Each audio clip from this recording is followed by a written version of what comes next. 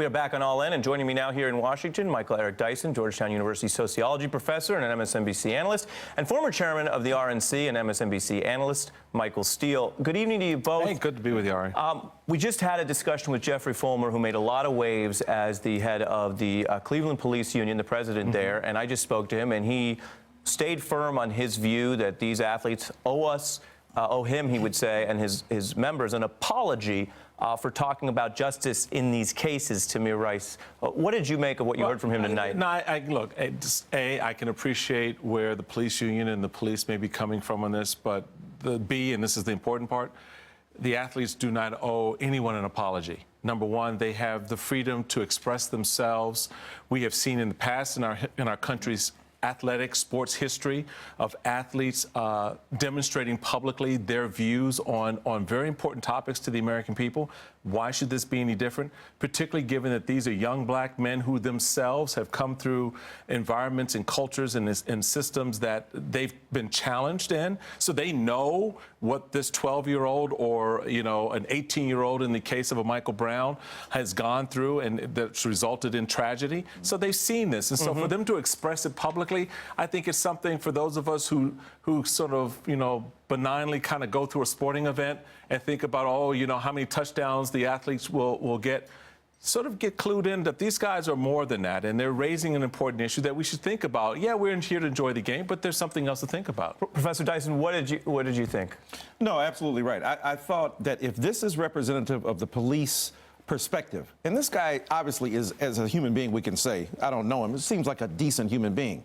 But you're so dangerous and problematic because you hide behind a shield of innocence and you project a kind of invincibility that is good when you're in the heat of battle, but horrible when it comes to admitting that you need to be self-reflective and consider the opposite view. You pressed him hard. Let's pause on that. You talk about being reflective, and Detective Fulmer sounded like someone who felt on these cases that they knew all the facts, that they'd done their fact-finding, and that anyone who disagreed was not only wrong, which is how public debates work, people think each other's wrong, but that anyone who disagrees with them owes them an apology. A big question is, he speaks for the union. He doesn't speak for, of course, the actual government police wing, but they work together. I want to play it, especially for folks just joining us. This was moments ago.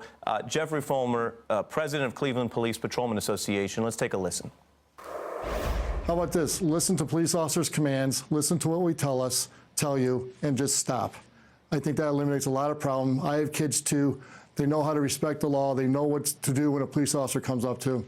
I think the nation needs to realize that when we tell you to do something, do it. And if you're wrong, you're wrong. If you're right, then the courts will figure it out.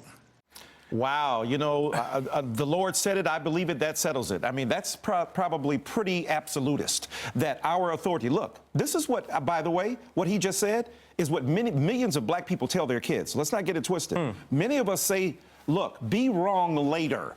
Defer to this man's authority, but that's part of our irritation here. We do everything police people tell us, we still end up murdered. If we run, we get shot. If we stand still, we get shot. If we do what the policeman tells us by going into our car to retrieve our wallet, we get shot. So the point is, there is no reasonable expectation that following the letter of the law will secure our lives and keep us safe. And then there is the element of fear.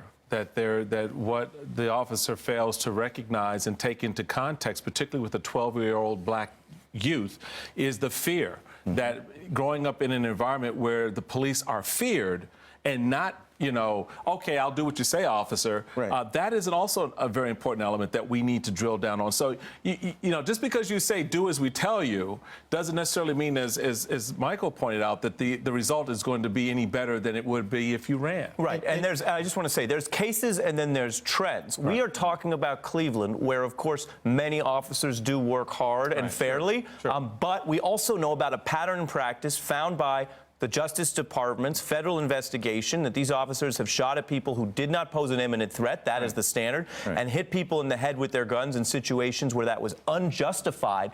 These are findings, Chairman, from an exhaustive report.